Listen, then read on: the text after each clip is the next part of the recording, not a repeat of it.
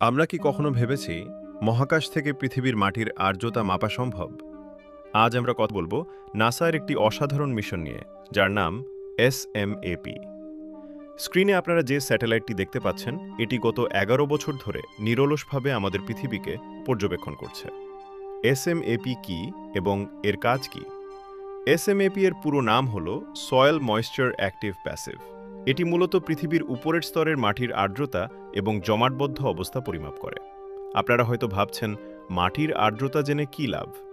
এর মাধ্যমে আমরা বুঝতে পারি কোথায় খরা হতে পারে, বন্যার আগাম সতর্কতা কেমন হবে এবং আমাদের কৃষিকাজের জন্য মাটির অবস্থা এখন ঠিক কেমন। স্যাটেলাইটের গঠন ও বিশেষত্ব। এই স্যাটেলাইটটির সবচেয়ে আকর্ষণীয় অংশ হল এর বিশাল গোল্ডেন মেস অ্যান্টেনা। এটি মহাকাশে প্রতি মিনিটে ১৪ বার ঘোরে এবং পৃথিবীর বিশাল এলাকা জুড়ে স্ক্যান করতে পারে। এটি এতটাই শক্তিশালী যে মেঘ বা ঘনবন ভেদ করেও মাটির খবর নিতে সক্ষম। ছবিতে আপনারা দেখতে পাচ্ছেন, এটি ১১ বছর ৬৪ দিন ধরে কক্ষপথে অবস্থান করছে। এটি তার নির্ধারিত সময়ের চেয়েও অনেক বেশি সময় ধরে সফলভাবে তথ্য পাঠিয়ে যাচ্ছে। কেন এটি গুরুত্বপূর্ণ? জলবায়ু পরিবর্তনের এই যুগে এসএমএপি আমাদের জন্য এক আশীর্বাদ। এটি বিজ্ঞানীদের আবহাওয়ার সঠিক পূর্বাভাস দিতে সাহায্য করে।